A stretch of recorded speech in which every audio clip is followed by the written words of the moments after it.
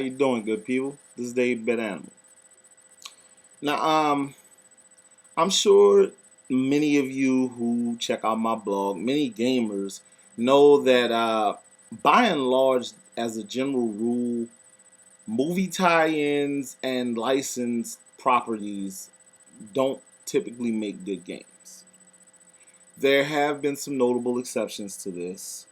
And one of the most notable exceptions to that rule about movie tie-ins being bad is Sunsoft's Batman video game. Now, most people regard this game, including myself, most people regard this as one of the top 15 or 20 NES games to be released on the console. It's a fast-paced action game.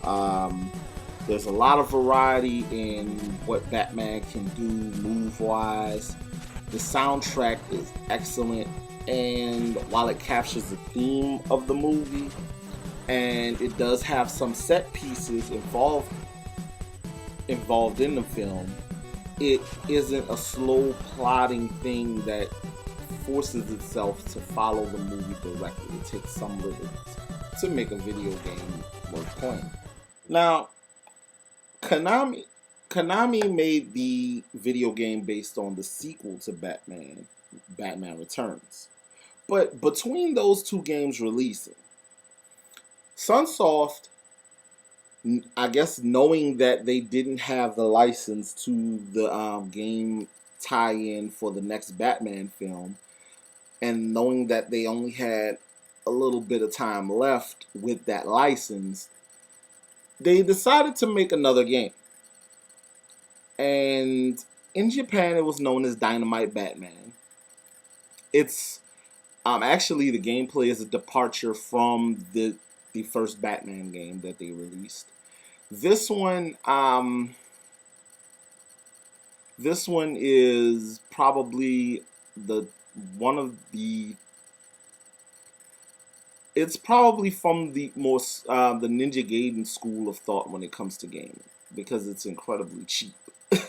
I mean, there's a lot of cheap stuff going on in this game, but it's a fun game. The game that I'm referring to is Batman Return of the Joker for the NES. Now, Return of the Joker takes place just after the events of the first movie. And Joker isn't killed.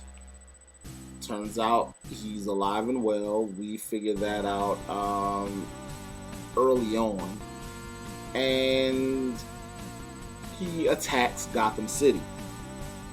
This makes Batman spring into action. Unlike the first game, Batman doesn't punch anybody.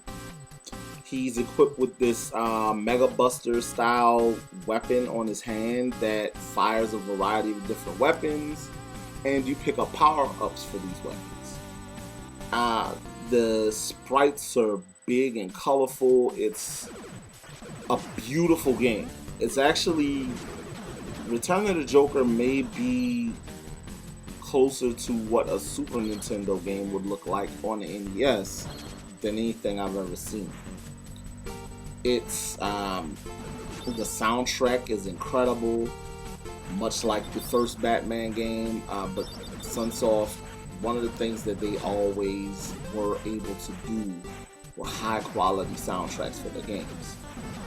The gameplay, Batman moves slower, and going into that game, when I played this game originally, I kind of figured Batman would move a little bit slower because the character sprites were bigger.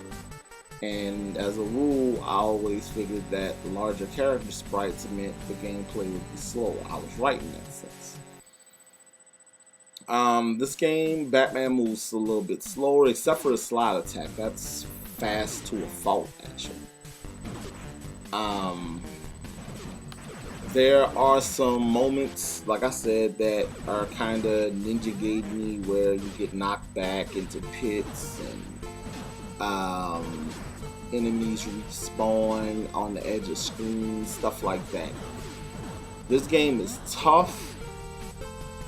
It's not always fair. It may offer you $1, accuse you of stealing from it, and then kick you down a flight of stairs. Now this one, it's not an expensive game, and to be honest, I don't know how common or uncommon it is, because I was able to find mine pretty quickly and at a pretty good price. So you should be able to get it at a good price. I'm not sure though. I would definitely suggest that you get both Sunsoft Batman games though, as well as the NES and Super NES Batman Returns games, because all of the Batman games on the 8-bit console, on the 8-bit NES, and Batman Returns on the SNES were pretty good. So Sunsoft and Konami for your Batman games. That's the rule. This has been the 8-bit Animal. You guys have a great day.